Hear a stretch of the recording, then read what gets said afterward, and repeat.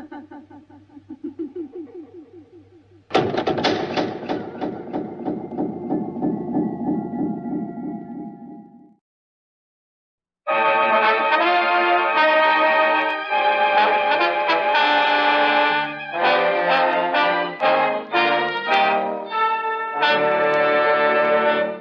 Hair Tonic and Kreml Shampoo present the new adventures of Sherlock Holmes, starring Nigel Bruce as Dr. Watson and Tom Conway as Sherlock Holmes.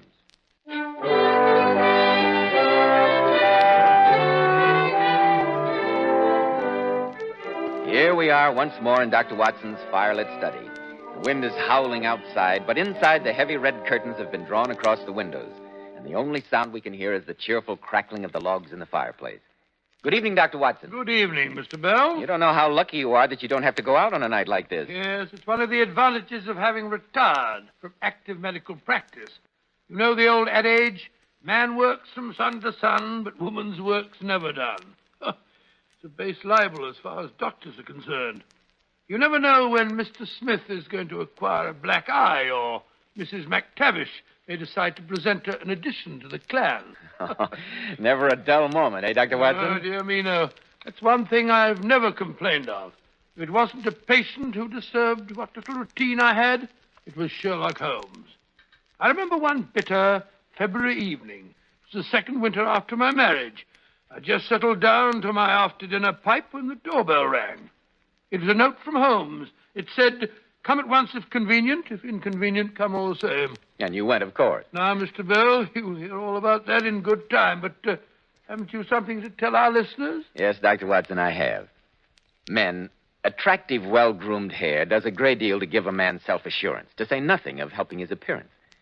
And I'm sure you'll be interested in hearing more about this modern trend in hair grooming, which has become such a nationwide favorite among America's most successful men. It's called Kreml Hair Tonic.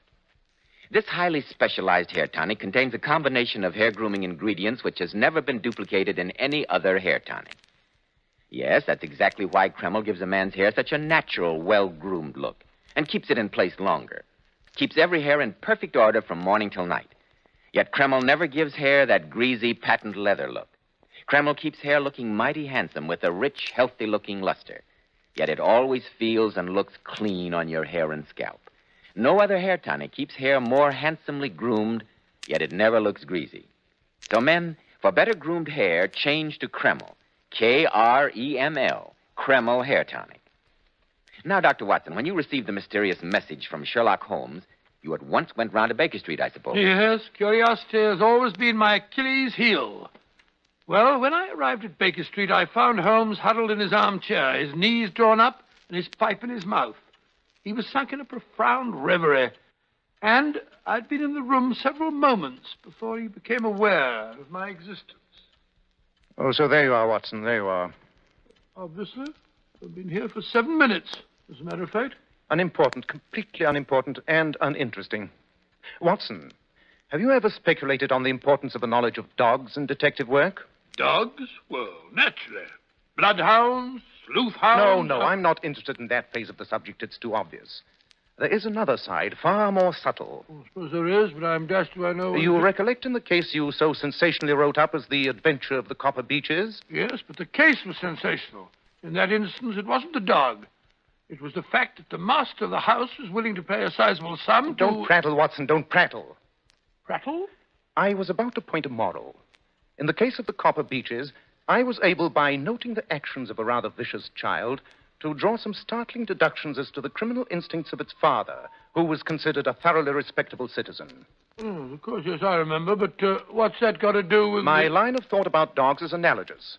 Whoever saw a frisky dog in a gloomy family, or a sad dog in a happy one? Snarling people have snarling dogs. Dangerous people have dangerous dogs. Surely, Holmes, you didn't rout me out on a night like this to discuss the temperaments of dogs? Not in general, no. What interests me is why Professor Presbury's faithful wolfhound Roy endeavors to bite him. You mean Professor Presbury, the famous Camford's physiologist? Quite. The dog, until recently a most devoted animal, has attacked his master twice. Huh? What do you make of it? The dog is ill. Possibly, but he attacks no one else. Nor does he molest his master save on very special occasions, Curious, Watson, very curious. Ah, that must be Mr. Bennett, Professor Presbury's assistant. He is before his time. His appointment was 8:30. Come in, come in. Ah, good evening, Mr. Bennett. Good evening. This is my friend and colleague, Dr. Watson. I couldn't consider undertaking a case or solving an enigma without his invaluable aid. Oh, Holmes, really. Pay no attention to Mr. Bennett. He's pulling my leg again. Delighted to meet you, sir. I hope you'll forgive me arriving so early, Mr. Holmes, but Edith is so worried about her father, and naturally Quite so. Edith, my dear Watson, is Professor Presbury's daughter, to whom Mr. Bennett is engaged to be married. Am I right? Yes, Mr. Holmes, I have that honor. Oh, congratulations, young man, congratulations. Ideal state matrimony. Watson, stop chattering. Well, I was only going to say that I've only been married. Now then, Mr. Bennett, I believe you gave me the salient points of the case in your letter, but I've not had the opportunity to relate them to Dr. Watson. So if you will be good enough to go over the matter again... Certainly, Mr. Holmes. The professor, as you may know, Dr. Watson, is a man of splendid reputation. Yes, indeed he is. A trifle positive, I might even say combative, but there has never been a breath of scandal, at least until a month ago. Dear me, don't tell me that old Presbury started to sow his wild oats at his age. I always considered him the soul of respectability. Well, you see, early last fall he became attached to the daughter of Professor Morphy. It was not the reason courting of an elderly man, but rather the passionate frenzy of youth. Good gracious me. In short, his family considered the infatuation rather excessive? Exactly. And so I gathered did the young lady, although her father, Professor Morphy, favored the match. Yes. Presbury is fairly well-to-do, I understand. Yes. About a month ago, Professor Presbury did something he's never done before. He left home without telling anyone he was going. A fortnight later, he returned rather travel-worn. Oh, where'd he been? Well, he refused to say. By chance, however, I received a letter from a friend of mine in Prague, saying he'd seen the professor at a distance. And now comes the remarkable part of the story. Oh? Yes, Dr. Watson. From that time on, a curious change came over the professor. Those around him had the inexplicable feeling that he was under some influence that darkened his better nature. You don't think that he was hypnotized, possibly, or mentally unbalanced in some way? No, on the contrary. His lectures were more brilliant than ever. His mind was singularly alert. But there was something new about him, something sinister. His daughter tried again and again to penetrate the mask he'd put on, but in vain. Extraordinary. He behaved to her almost as though she were a stranger. In fact, all of his friends and co-workers noticed a rather singular change of personality. And the incident of the letters, Mr. Bennett. Don't forget that. I was just coming to that. You see, Dr. Watson, the professor has never had any secrets from me. I handled every paper which came in to him and opened all his letters. Yes, of course. Shortly after his return, all of this was changed. Certain letters began to arrive, marked with an X under the stamp. These I was in no account to touch. What was the handwriting like? Decidedly illiterate. The envelopes had the EC mark. East Central, huh? Not exactly the portion of London one would expect the professor to be in touch with. The letters were curious enough, but not more curious than the little wooden box. Wooden box? Yes. One of those quaint carved things one associates with a visit to Germany. I discovered it one morning in the drawer of Professor Presbury's desk. He had sent me into his study in search of a cannula.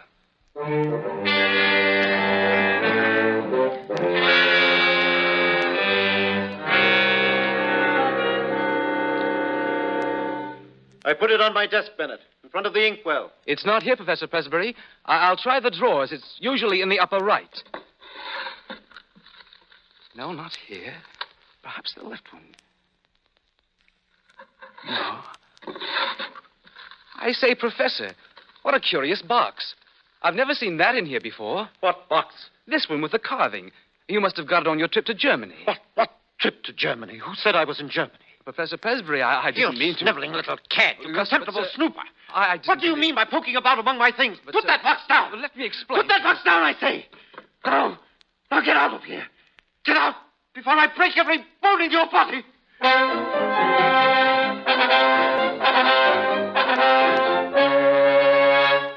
Jolly chap, the professor. Sounds as if he were heading for an apoplectic fit. Do you remember the date of that outburst, Mr. Bennett? It was December the 2nd. It was on that very day that Roy the Wolfhound made his first attack on the professor. An attack? Do you mean that the dog actually bit him? Well, he certainly tried to. When was the next attack? December the 11th and again on December the 20th. After that, we had to banish Roy to the stables. Singular, most singular. Those dates were new to me. There have been some even stranger developments since I wrote you, Mr. Holmes. Yes? What I speak of occurred the night before last. It was really a terrifying experience. Yes, go on. I live with Professor Presbury, as you know, Mr. Holmes. I had retired rather early and was correcting the papers of a lecture I was to deliver in the morning. At 11:30, all was quiet, and I blew out my lamp and went to sleep. A little after midnight, I was awakened by a curious shuffling and muttering in the corridor. It was followed by a series of dull knocks on what I took to be Edith's door. I heard her open the door. There was a gasp, and then she uttered a terrible scream.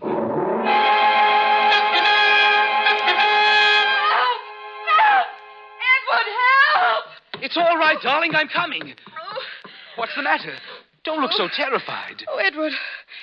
Edward, it was horrible. Like a nightmare. What was? Oh, darling, don't tremble so. I'm here now. Tell me what frightened you. I thought I heard someone knocking at my door. I heard it, too.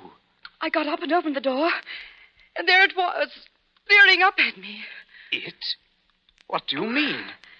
Was it a man? I don't know. I only know it was something dark and crouching. I screamed, and it hurried down the hall, not quite on its hands and knees, with its face sunk between its shoulders. How awful. You lock yourself in, and I'll have a look. No, don't leave. But, darling, I... Shh. Do you hear anything? No. Nothing that...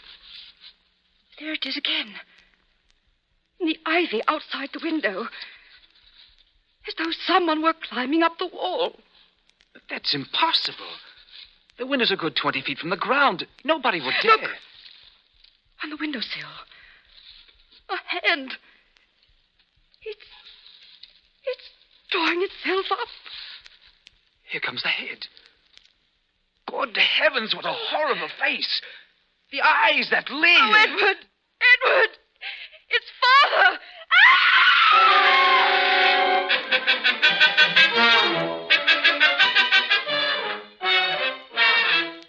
Well, Watson, what do you make of that? The professor crawling about in this curious fashion. Lumbago, probably. I've known it to double a man up. Oh, rubbish, Watson. Did you ever hear of a man with lumbago scaling a 20-foot wall? Well, now that you mention it, no. Mr. Bennett, how did Professor Presbury explain his actions the next morning? He seemed to have no recollection of them. No recollection of them at all. When did you say this happened, Mr. Bennett? The night before last. The 4th of February, huh? That rather complicates matters. And last night, did anything further happen? The only unusual thing I heard was Roy, barking furiously a little after midnight. Poor fellow, he's been chained down at the stable. I must confess, if anything else happened, neither Edith nor I would have known it. You see, we both had a feeling of impending danger and slept with our doors locked and the shutters barricaded. Very sensible procedure. I would suggest that you get Miss Presbury out of the house for a few days. Send her away until we can clear this matter up. I've already persuaded her to pay a visit to her aunt in Cambridge. Splendid.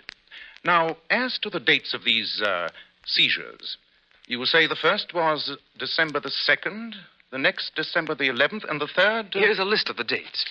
When I first observed abnormality in the professor's behavior, I felt it my duty to obtain all possible data about the case. Excellent. Let me see. Yes, as I thought, the intervals are regular. Putting 2 and 2 together, let us say that every 9 days the professor takes some strong drug, which has a passing but highly poisonous effect. He learned to take this drug while in Prague, and is now supplied by an intermediary who resides in the East Central District of London. Yes, but the dog and the creeping man in the passage. Holmes, the thing's too fantastic to be explained by simple addiction to drugs. It's not simple, not in the least. But patience, Watson, patience. We've at least made a beginning. Our next step is to obtain an interview with the professor himself.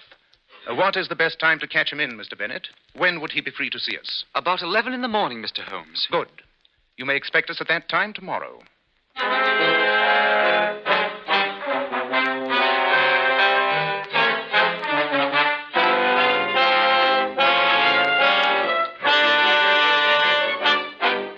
In just a moment, we'll keep our appointment with the professor. But first, men, remember, if you want your hair to look healthy and handsome, one of the first requisites is a hygienic scalp. And when you buy a hair tonic, be smart. Enjoy the extra advantages of a highly specialized hair tonic like Kreml. Kreml contains a combination of hair grooming ingredients which is found in no other hair tonic. This is why it keeps unruly hair neatly in place longer, with a rich, healthy-looking luster. Yet Kreml never gives hair that old-fashioned, greasy, patent leather look. It never leaves hair feeling sticky or dirty. But men, Kreml does lots more than keep hair looking handsome. Kreml is simply great to lubricate a dry scalp. At the same time, it removes itchy, loose dandruff. A quick massage with Kreml helps stimulate the cutaneous circulation of the scalp. Notice how alive your scalp feels, how it tingles. And if your hair is so dry it breaks off and falls, start using Kreml at once. Because Kreml actually helps condition the hair, in that it leaves it feeling softer, more pliable, makes it look as if it had some body to it.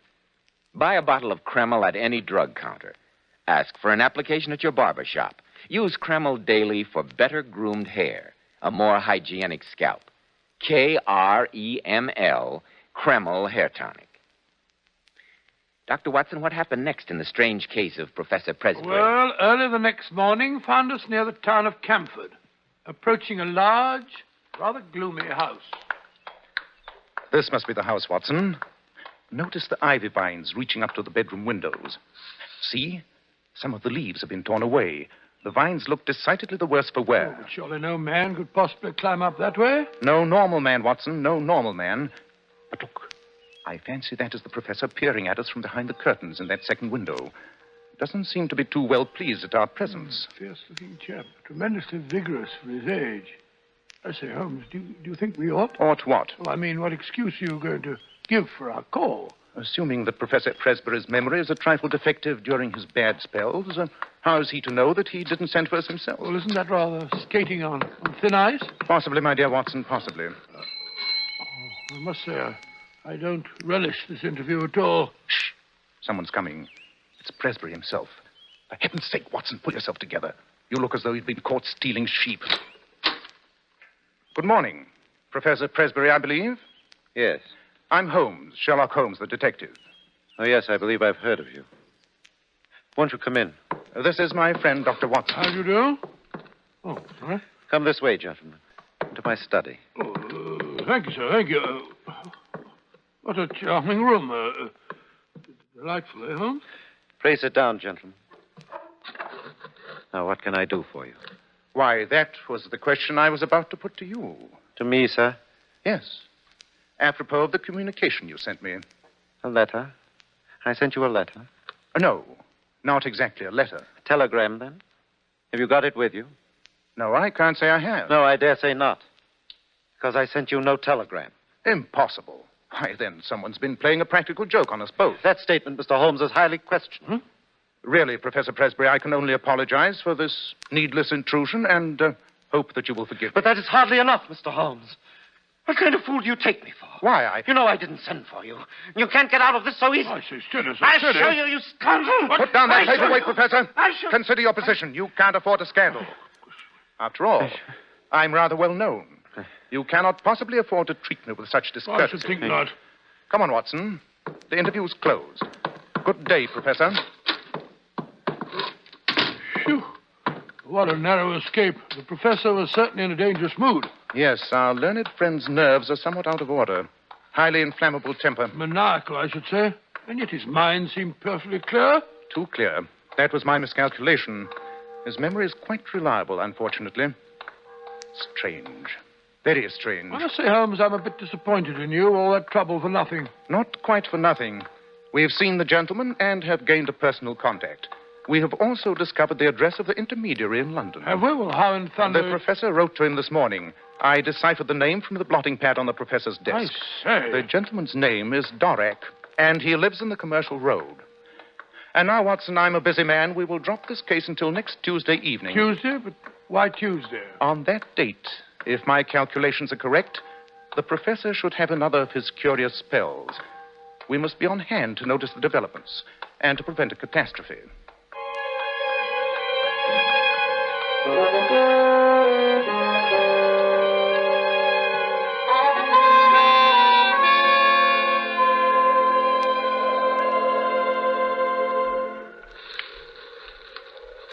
Mr. Holmes, this isn't my idea of the way to spend a pleasant evening. Look at those clouds cutting across the moon. Yes. I told you to bring your greatcoat. I suspected it might be a trifle drafty. Drafty? My legs are quite numb from crouching behind this gooseberry bush. Why did you have to pick this particular night?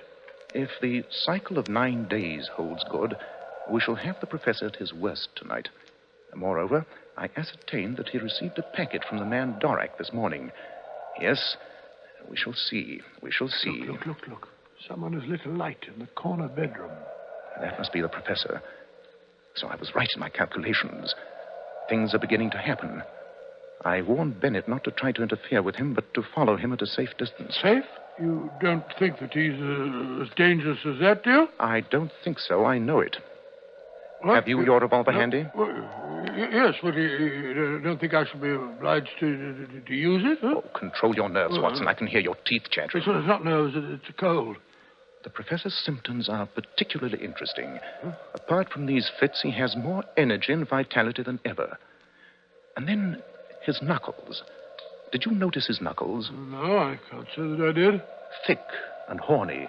Quite unusual for a man. Very curious knuckles that can only be explained by the mode of progression observed in... The knuckles. But of course. And the dog. And the ivy. Why didn't I think of that before? Holmes. Look. He's opened the side door. There he is. Standing in the doorway, leaning forward with his arms dangling. Of course. Now he's coming down the drive. Wait, he's not walking, he's crouching, running and skipping along on his hands and feet. Holmes, it's uncanny. It's almost as if he were possessed by some strange, unnatural force. There he goes, round the corner of the house. Quick, Watson, we must follow him. Here comes Bennett. Oh, Mr. Holmes, have you seen him? Yes, he went this way. Come along. He's worse than usual tonight. I could hear him through my door, chattering and jabbering to himself. There he is. He's crouching at the foot of the ivy. Now he's climbing. Actually springing from vine to vine. His dressing gown flapping in the wind. How horrible. He looks like some huge bat glued against the side of the house. It's uncanny. Now he's swinging himself over to that tree. He's coming down again. He's heading for the stables. Come along. We mustn't lose sight of him. We can't let him get away from us. The dog has caught sight of him. Oh, you'll kill him if you can get at him. No, the professor's staying out of reach. Look at him crouched on the ground like that. He's teasing the dog. He's throwing stones at it. Oh, this isn't human. Quite, Watson, quite. Professor Presbury isn't human. Great heavens, Holmes, what do you mean? Look out! Roy's leash is broken. He's after the professor. He'll kill him. Come on. He's got him by the throat. Drag them apart. Come on, drag them apart. Down, I say. I've got him by the collar. Watson, help me carry the professor into the house. His throat is badly mangled.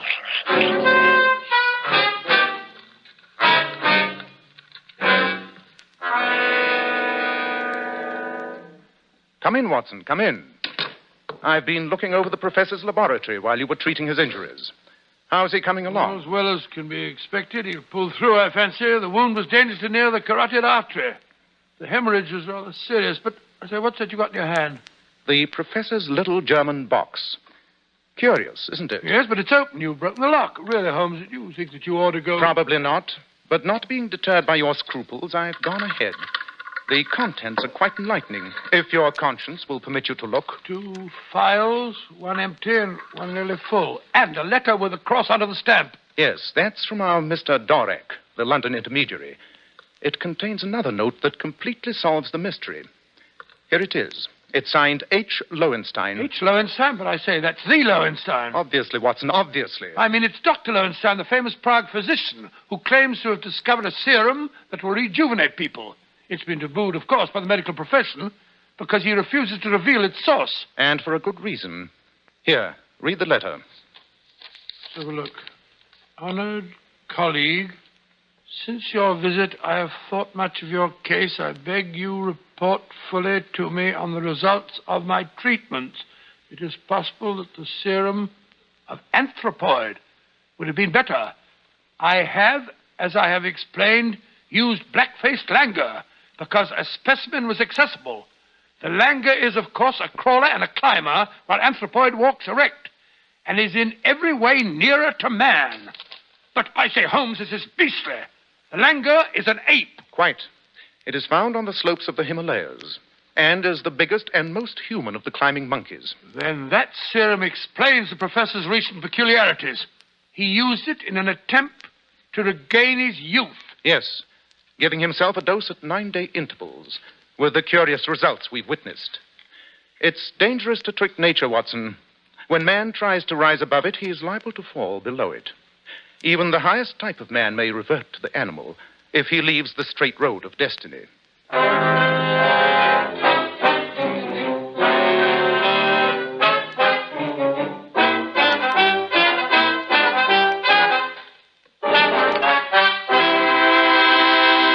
What a curious story, Dr. Watson. But did Holmes manage to stop the treatment? Indeed, he wrote to Dr. Lowenstein and told him that he would be held criminally responsible if he continued to circulate his poisons. And that was the end of that. Why do you suppose the dog noticed the change in his master before anyone else did? His sense of smell told him. It was the monkey and not the professor whom Roy attacked, just as it was the monkey who teased the dog. That's fantastic. I didn't know such things were possible, Dr. Watson. Oh, dear me, yes. Both in detection and in medicine, things are apt to happen that it is difficult for the lay mind to believe. And between you and Mr. Holmes, you covered both fields. Yes, 221 Baker Street must have been an exciting place to reside when you both lived there. Yes, Mr. Bell, as you remarked a few minutes ago, we never had a dull moment. Dr. Watson will be back in just a moment to tell you about next week's story. Here's some sensational information for our lady listeners. I'm sure we all know or have heard how divinely beautiful Powers models are. But did you know these famous beauties make up to $35,000 a year? Which shows they have brains as well as beauty. But seriously, Joe, what impresses me most is that Powers models can afford to spend a fortune on their hair. Yet when they wash it, they rely on inexpensive Kreml shampoo. Which proves how wonderful Kreml shampoo really is. Powers models were among the first to discover that no other shampoo leaves hair more shining bright with natural gloss and luster. But under no circumstances does Kreml shampoo ever dry the hair. Kreml shampoo is not a drying detergent. Kreml shampoo is entirely different. And you know, after a Kreml shampoo, the hair actually radiates natural, brilliant highlights. And Kreml shampoo has a built-in oil base, which helps hair from becoming dry or brittle. It rinses out so easily and positively never leaves any dull, soapy film. So, ladies, always wash your hair with Kreml shampoo. It leaves hair a vision of shining, sparkling beauty, yet in no way hurts its texture. Kreml, Kreml shampoo. Now, Dr. Watson, what about next week? Well, now, let me see. Next week.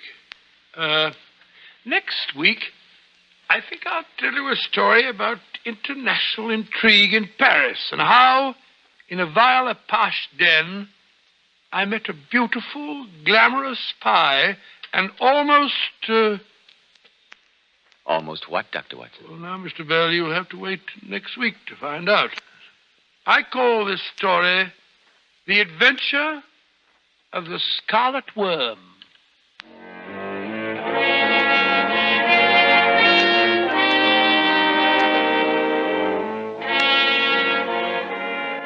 Tonight's Sherlock Holmes adventure was adapted from Sir Arthur Conan Doyle's story, The Creeping Man. Nigel Bruce appeared by permission of California Pictures. Tom Conway through the courtesy of Eagle Lion Pictures. The Sherlock Holmes series is produced by Tom McKnight with original music composed and conducted by Alex Steinert. This is Joseph Bell speaking for Kreml Hair Tonic and Kreml Shampoo and inviting you to be with us next week at this same time when Dr. Watson will tell us about the adventure of the Scarlet Worm.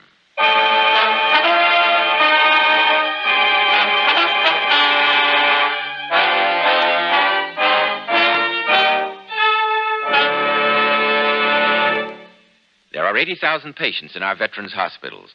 Your Red Cross contribution helps place the volunteer efforts of the community at their service. This is just one part of the Red Cross story. Give generously to the Red Cross. This is ABC, the American Broadcasting Company.